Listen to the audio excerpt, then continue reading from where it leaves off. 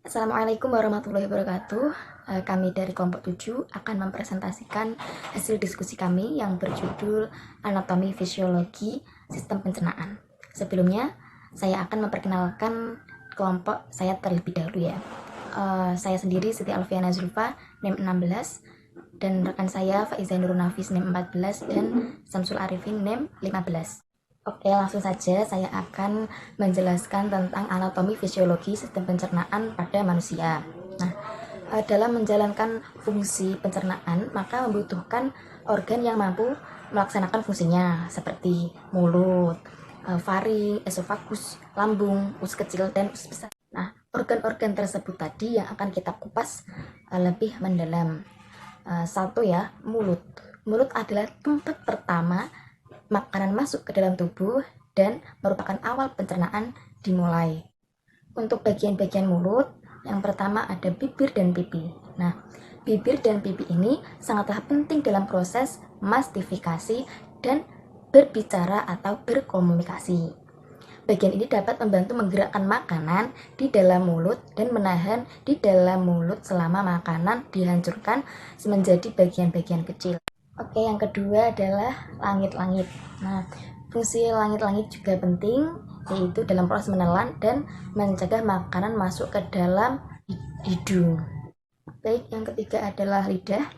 Lidah ini berfungsi menggerakkan makanan di dalam mulut, membantu dalam mendorong makanan ke esofagus, dan sebagai peran utama artikulasi dalam berbicara dan berkomunikasi, dan sebagai perasa.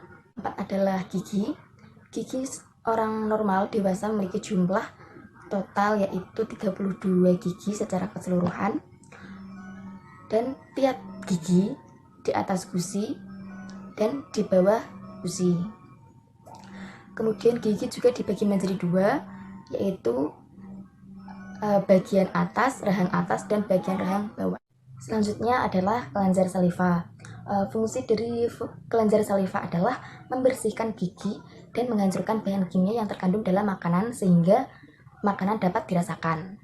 Kelenjar saliva ini memiliki enzim yang membantu untuk mencerna makanan. Selain itu, kelenjar saliva juga dapat membantu dalam menelan makanan. Nah, organ pencernaan selanjutnya yang kedua adalah faring. Nah, faring adalah bagian belakang sekaligus bagian atas tenggorokan. Faring juga diartikan sebagai hulu tenggorokan yang merupakan percabangan dua saluran, yaitu saluran pernapasan dan saluran pencernaan yang menghubungkan hidung dengan tenggorokan. Dari dua saluran tadi berarti fungsi dari faring adalah untuk menelan dan bernapas. Organ pencernaan selanjutnya adalah esofagus. Esofagus merupakan bagian pencernaan yang memanjang dari faring hingga lambung. Panjangnya sekitar 25 cm dan berada di mediastinum, anterior hingga vertebrae, posterior hingga trankea. Fungsi dari esofagus ini adalah satu sebagai penggerak. Kontraksi peristaltik menggerakkan bolus dari faring menuju abdomen. Yang kedua sebagai pelindung. Kemudian organ selanjutnya adalah lambung. Lambung adalah suatu organ berotot yang ada di bagian kiri atas perut di antara esofagus dan usus kecil. Kemudian fungsi lambung yaitu satu, membantu abdomen untuk meluaskan area perut dan menahan makanan hingga dapat dicerna. Kemudian yang kedua, menyerap kecuali beberapa produk seperti alkohol, air, dan aspirin. Nah, penyerapan kecil berada di dalam lambung. Kemudian yang ketiga, terjadi gerakan peristaltik dan membentuk cairan putih seperti susu yang disebut dengan chyme. Organ pencernaan selanjutnya yaitu usus halus. Sebagian besar proses pencernaan dan penyerapan dalam sistem pencernaan berada di usus halus. Usus halus terletak di beberapa lipatan rongga pelut, termasuk bagian terpanjang dari saluran pencernaan. Kemudian bagian-bagian dari usus halus ada duodenum, jejunum, dan ileum. Yang pertama adalah duodenum. merupakan tempat di mana empedu dan cairan pankreas memasuki saluran usus, berfungsi sebagai tempat pencernaan kimia dari makanan. Kemudian yang kedua adalah jejunum. Jejunum merupakan bagian usus kecil yang berada di antara bagian akhir distal dari duodenum dan bagian proksimal dari ileum. Kemudian yang ketiga, ileum memiliki fungsi dalam menyerap vitamin B12 dan garam empedu, memiliki dinding yang terdiri dari villi di seluruh permukaannya. Fungsi dari usus halus, yang pertama, pencernaan enzim yang berada di pankreas berada di sepanjang usus halus menyempurnakan pecahnya molekul makanan. Yang kedua, penyerapan. Kebanyakan nutrisi diserap baik secara aktif maupun pasif. Penyerapan paling banyak dilakukan pada air. Yang ketiga, ekskresi. Bili-bili usus dari hati mengandung bilirubin, kolesterol, lemak, dan hormon yang dapat larut dalam lemak. Selanjutnya yaitu organ pencernaan usus besar. Usus besar terdiri dari ujung ileum ke anus dan panjang dewasa sekitar 1,5 meter. Diameter lumen lebih besar daripada usus halus.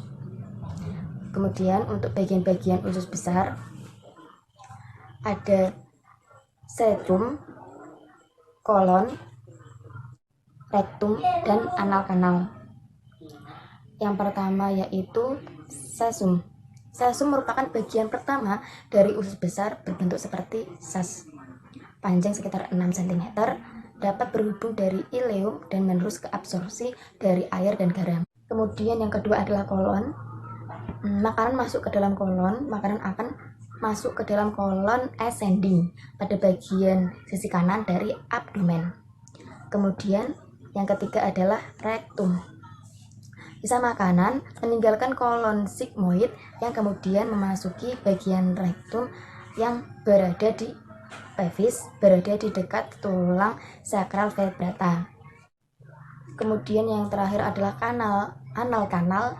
Pada tahap akhir, sisa makanan mencapai bagian akhir dari usus besar yang disebut anal kanal, berada di perineum yang berada di luar kavitas abdominopelvis.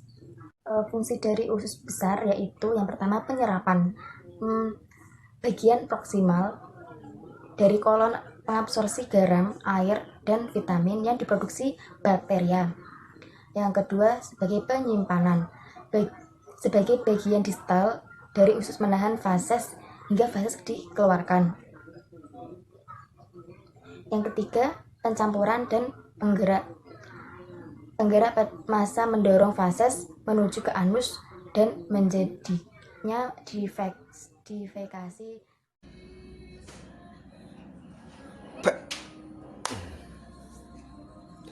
Baik, selanjutnya yaitu mengenai tentang proses pencernaan makanan di dalam sistem pencernaan manusia.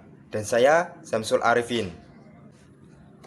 Nah, pada dasarnya, pada sistem pencernaan manusia akan melalui mulut, terus esofagus, kerongkongan, lambung,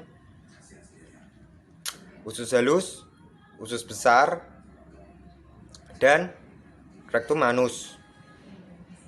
Baik, untuk lebih jelasnya, simak video kali ini.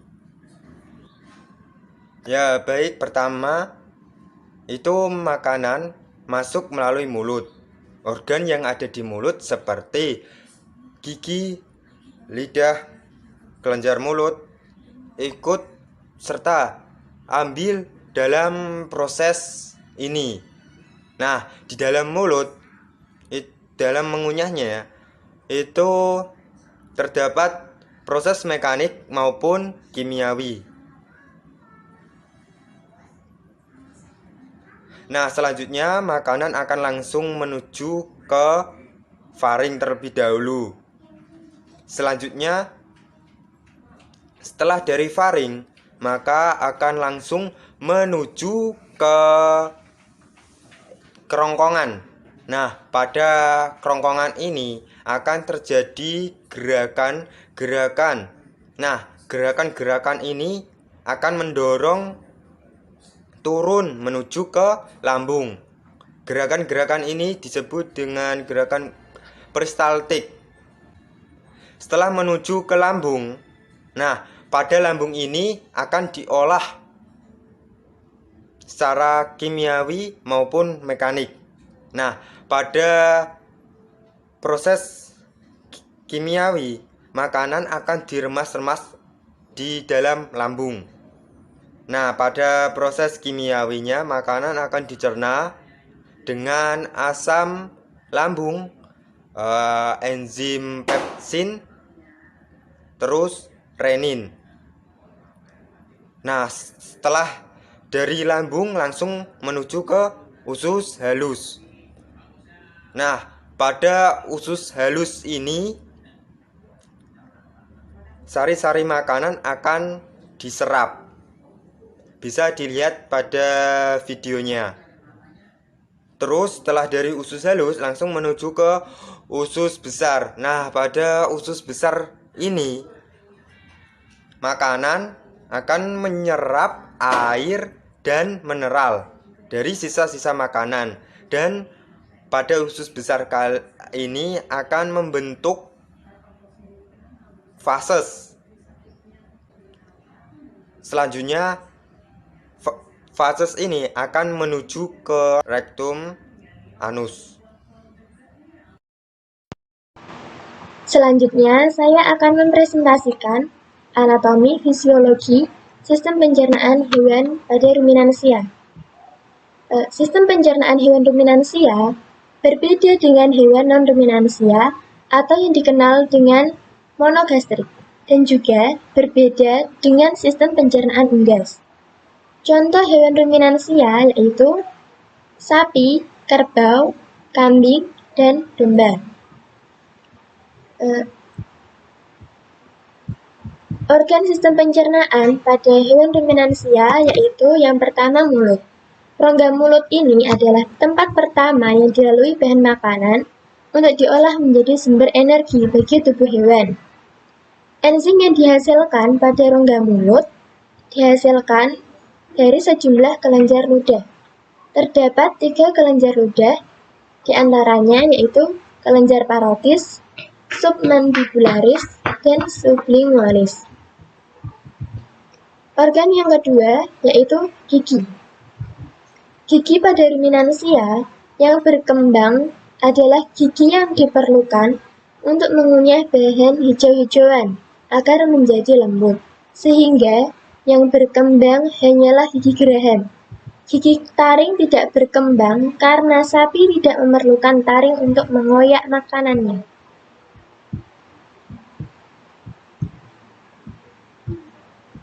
Organ selanjutnya yaitu esofagus. Esofagus merupakan saluran makanan masuk menuju lambung. Esofagus panjangnya kurang lebih 20 cm dan lebarnya 2 cm. Esofagus ini merupakan jalur untuk mengalirkan makanan dari faring ke lambung.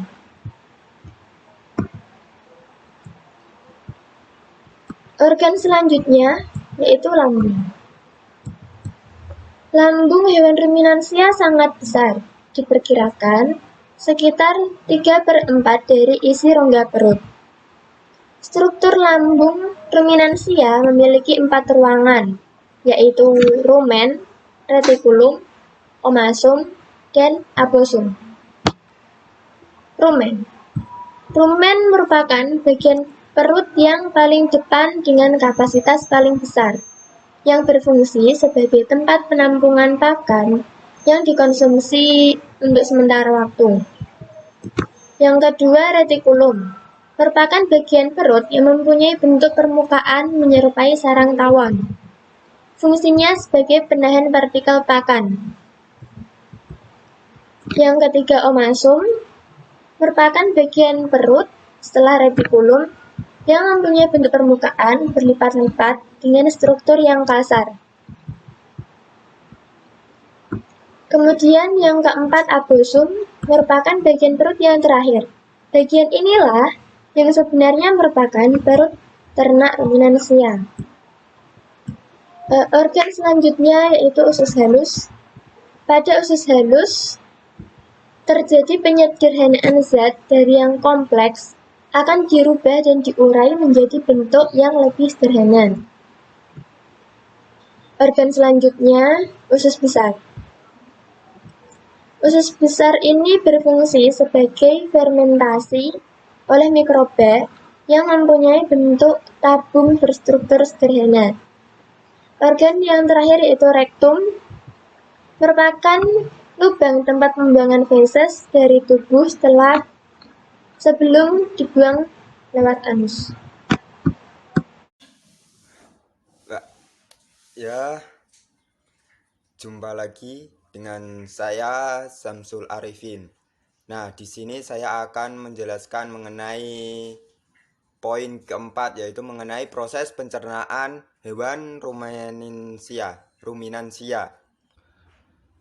Ya, pada proses pencernaan hewan ruminansia pada dasarnya yaitu dilakukan secara mekanis. Terus akan dilakukan secara fermentasi, terus enzimatis.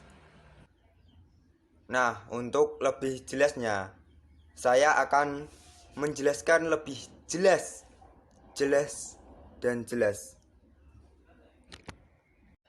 Dalam sistem pencernaan hewan ruminansia ini, pertama-tama rumput akan dimakan melalui mulut oleh hewan ruminansia, yaitu seperti sapi. Nah, pencernaan makanan pada hewan ini bermula dari rongga mulut. Nah, di mana makanan masuk ke dalam dan dikunyah, masuk ke sistem pencernaan. Tahukah kamu, rahang hewan ruminansia itu tidak hanya bergerak ke atas bawah, tapi juga bisa ke samping loh. Tujuannya ini agar bisa menggiling makanan dengan lebih baik dan lebih sempurna lah. Nah, setelah dari mulut, ini akan dilanjutkan di esofagus atau kerongkongan. Nah,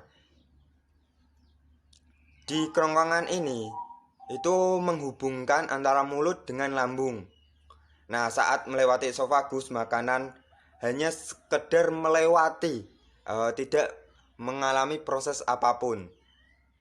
Untuk ukuran tenggorokan hewan ruminansia itu untuk kerongkongan, ukuran kerongkongan hewan ruminansia itu biasanya sangat pendek, yaitu sekitar 5 cm-an. Nah, selanjutnya yaitu masuk ke lambung. Ya, pada hewan ruminansia ini memiliki 4 lambung. Yang pertama yaitu rumen, terus retikulum, omasum, abomasum. Nah, yang pertama yaitu langsung menuju ke rumen terlebih dahulu. Makanan akan dicerna dengan bantuan bakteri dan dicerna hingga menjadi seperti bubur. Makanannya itu seperti bubur. Terus pencernaan makanan ini akan terjadi dengan gerakan mengaduk yang dilakukan di dinding rumen. Nah, ketika hewan sedang beristirahat atau tidak mengunyah makanan, maka makanan akan kembali ke mulut untuk dikunyah lagi. Setelah dikunyah yang kedua kalinya, makanan akan langsung masuk ke retikulum. Makanan yang masuk ke retikulum ini akan mengalami proses fermentasi. Nah, dengan bantuan bakteri anaerob dan protozoa. Di bagian perut ini akan terjadi proses penyerapan dan penyaringan benda-benda asing yang masuk ke dalam makanan agar tidak masuk ke bagian lambung selanjutnya, yaitu omasum. Nah, di dalam omasum ini enzim pencernaan akan membantu pencernaan makanan secara agar makanan masuk ke abomasum.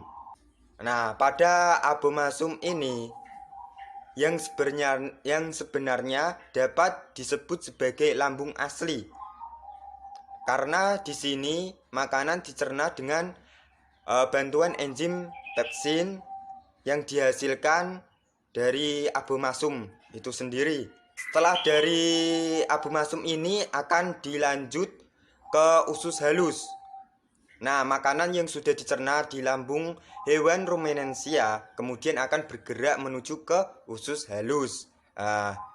Tahukah kamu panjang usus halus hewan ruminansia ini ternyata bisa mencapai 30 kali panjang tubuhnya loh. Ini artinya kalau seekor hewan ruminansia seperti sapi atau kerbau memiliki tubuh panjang 1,5 meter, maka panjang ususnya itu bisa mencapai lebih dari 40 meter. Pada usus halus ini, proses penyerapan sari-sari makanan dan akhirnya disalurkan ke seluruh tubuh, lalu diubah menjadi energi. Nah, setelah dari usus halus langsung menuju ke anus. Makanan yang sudah diserap sari-sarinya akan menghasilkan sisa makanan dari proses penyerapan makanannya. Terus sisa makanan ini tentunya harus dikeluarkan dari sistem pencernaan hewan dalam bentuk fases atau kotoran.